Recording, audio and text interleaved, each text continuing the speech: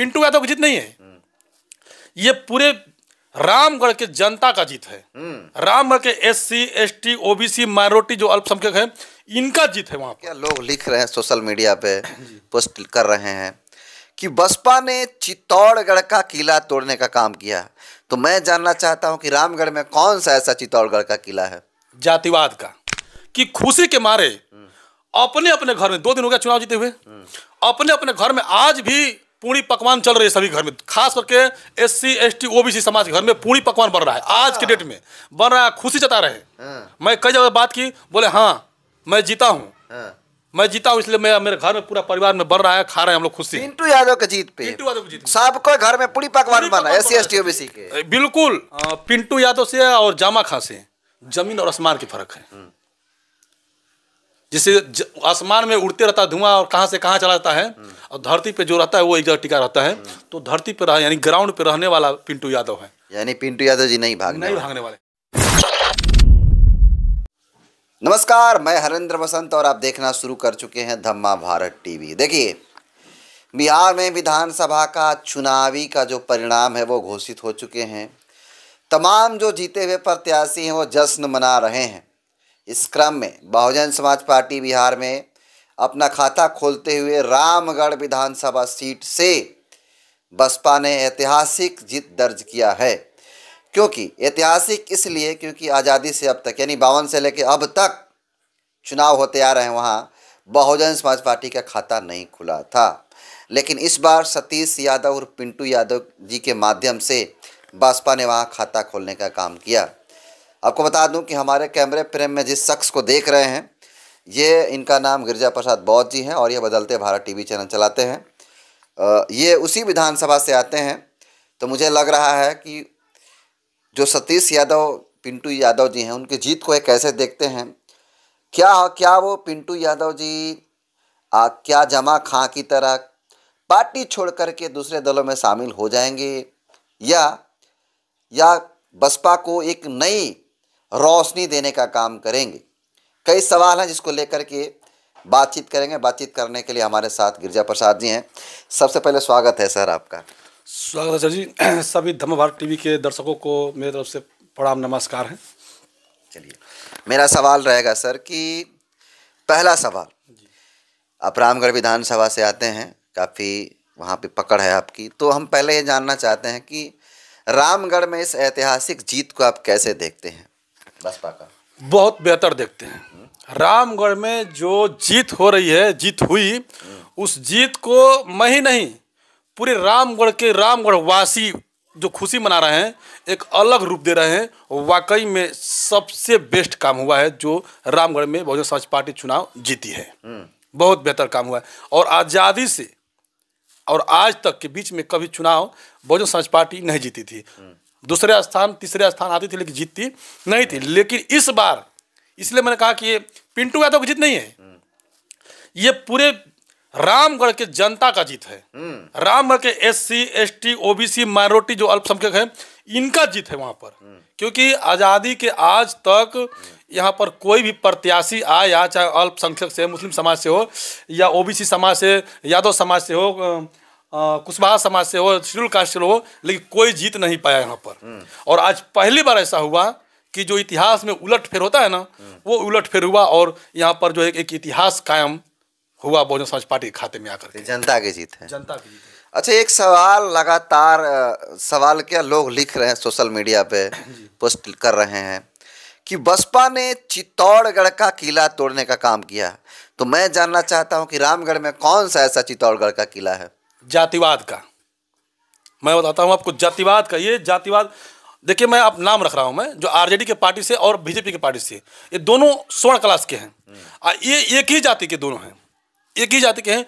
और कोई होता है, जैसे मान लीजिए ब्राह्मण समाज के भी लोग होते हैं, कुर्मी समाज के होते हैं, कुशवाहा समाज के, शेड्यूल कास्ट के लोग होते हैं, तो एक मानते। लेकिन एक ही समाज के, एक ही जाति के आज़ादी से और आज तक चुनाव जीतते आ रहे हैं। तो इसीलिए जो ये चित्तौड़गढ़ की बात कब कर रहे हैं, तो यहाँ पर रावणगढ़ बोल रहे हैं लोग, चित्तौड़गढ़ नहीं, रावणगढ़ बोल रहे हैं। रावणगढ़, रावणगढ़। और रावणगढ़ का जो एक किला, रामगढ़ को रावणगढ़। रावणगढ़, हाँ, क्योंकि एक कब्जा था इस पे, लोगों का कब्जा था, एक जाति विशेष के लोगों का कब्जा था। और जब मैं बोला ना कि यहाँ पे रामगढ़ वासियों का जीत है, इसे पिंटू यादव नहीं, पूरा रामगढ़ के जितने भी SC ST OBC समाज के लोग, उनकी जीत हुआ है, इसलिए वो खुशी मना। आज देख रहे हैं ना, मैं कई जगह गया हूँ, मेरे पास वीडियो है, मैं चलाऊंगा उसको, कि खुशी के मारे अपने अपने घर में, 2 दिन हो गया चुनाव जीते हुए, अपने अपने घर में आज भी पूरी पकवान चल रही है सभी घर में, खास करके SC ST OBC समाज के घर में पूरी पकवान बन रहा है, आज के डेट में बन रहा है, खुशी जता रहे हैं। मैं कई जगह बात की, बोले हाँ मैं जीता हूँ, मैं जीता हूँ, इसलिए मेरे घर में पूरा परिवार में बन रहा है, खा रहे हैं हम लोग खुशी। पिंटू यादव की जीत पे, पिंटू यादव की जीत, सबको घर में पूरी पकवान बना SC ST OBC के। बिल्कुल, मेरे पास टीवी मैं खबर बनाया हूँ, उसको मैं चलाऊंगा। तो सोचिए कि एक पिंटू यादव के जीत में अपना या जीत देख रहे हैं, यानी SC ST OBC मुस्लिम समाज के तमाम लोग हैं, वो यह कह रहे हैं कि देखिए ये पिंटू यादव नहीं बल्कि मैं जीता हूँ, क्योंकि आज से 70 साल 75 साल हो गया, मैं कभी नहीं देखा कि बहुजन समाज पार्टी के यहाँ कैंडिडेट जीता है, लेकिन इतिहास रच दिया, चित्तौड़गढ़ का किला तोड़ दिया। जी बिल्कुल, आप लोगों ने, बिल्कुल, आपकी जनता ने। हाँ जनता, मैं नहीं, पूरे रामगढ़ की जनता ने। अगला सवाल रहेगा कि कितना जरूरी था सतीश यादव और पिंटू यादव जी का जीतना? बहुत जरूरी था, 99% नहीं, 101% बहुजन समाज पार्टी के कैंडिडेट को या सतीश और पिंटू यादव को जीतना जरूरी था। और जीत के देखिए, आपने कहा ना चित्तौड़गढ़, रावणगढ़ कहा, तो इसीलिए वहां पे कहा कि रावणगढ़, क्योंकि वहां जीते हुए प्रत्याशी को सोचिए कि सर्टिफिकेट नहीं दिया जा रहा था। अब सोचिए, जीते हुए प्रत्याशी को सर्टिफिकेट नहीं दिया जा रहा था। उसके बाद आप लोग थोड़ा ध्यान दीजिएगा, उसके बाद जब वहां पर पुलिस प्रशासन आई और पुलिस प्रशासन के द्वारा, लोग बता रहे हैं जो अंदर गए थे, कि हमला हुआ, मारपीट हुई। अब ऊपर से सुनने में आ रहा, अभी तो पूरी तरह से पुष्टि नहीं हुआ है, मैं जाऊंगा खबर करूंगा, वो उसमें बताया जा रहा है कि 1000 बहुजन समाज पार्टी के कार्यकर्ताओं पर FIR किया गया है। सतीश यादव ने कहा है, अभी फिलहाल में पोस्ट भी किए हैं वो कह रहे हैं कि भाजपा के जो पूर्व विधायक हैं वो थाना में बैठ करके एक एक व्यक्ति का नाम रख करके लिखवाए हैं, FIR कराए हैं। उसके बाद सुधाकर सिंह भी सबका नाम रख कर, सभी लोगों को जिसको जानते हैं सबका नाम रख करके FIR कराए। एक सवाल यह बनता है, बीजेपी के प्रत्याशी हारा, RJD के प्रत्याशी का वहां पर क्या जरूरत था? इसका मतलब ये साबित होता है कि ये लोग चाहते नहीं है कि वहाँ पर कोई भी पिछड़ा समाज का लोग, SC समाज के लोग वहाँ पर जीत का है, यानी कि दोनों एक ही समाज चाहते हैं, दोनों एक ही रिलेशन के हैं, और दोनों यही चाहते हैं, चाहे RJD जीते चाहे BJP, पर जीते तो कौन? वहाँ पर अपर कास्ट का ही लोग जीते। इसके चलते सुधाकर सिंह पहले ही चुनाव हार चुके थे, फिर भी जाकर सुनने में आ रहा है कि अशोक सिंह का समर्थन किया, अशोक सिंह का सपोर्ट में आकर खड़ा हुए, और जो आपने कहा कि लिखवा रहे हैं, तो हो सकता है वो लोग लिखवा रहे हैं, ऐसा पिंटू यादव ने पोस्ट किया। जी हो सकता है, क्योंकि दोनों मिले हुए हैं। अगले बाई इलेक्शन में भी ये बात हुआ था, अगले इलेक्शन में ही पिंटू यादव जीत गए होते, लेकिन क्या हुआ, जगदानंद जो RJD के प्रदेश अध्यक्ष थे, वो क्या किए कि आने के बाद उन्होंने ऐलान कर दिया लोगों अपने सोशल मीडिया के माध्यम से कि RJD को वोट न दे करके बल्कि BJP को वोट दे दो, और वहां पर अशोक सिंह चुनाव जीत गए। दोनों लोग मिल गया, और वही इस बीच चुनाव में हुआ था। चलिए, अगला सवाल है कि जिस प्रकार से 2020 के चुनाव में बहुजन समाज पार्टी ने एक सीट जीता था चैनपुर से, जमा खान जी थे, अब जदयू में चले गए। तो एक सवाल उठाया जा रहा है कि क्या ठीक जिस प्रकार से जमा खान जी भाग गए, क्या उसी प्रकार से सतीश यादव और पिंटू यादव जी रामगढ़ से जो चुनाव जीते हैं, क्या वो भी भाग जाएंगे? अच्छा, आप लोग, मैं तुलना आपको देता हूँ कि नीतीश कुमार कभी इस पार्टी में, कभी उस पार्टी में, कभी उससे गठबंधन करते रहते हैं।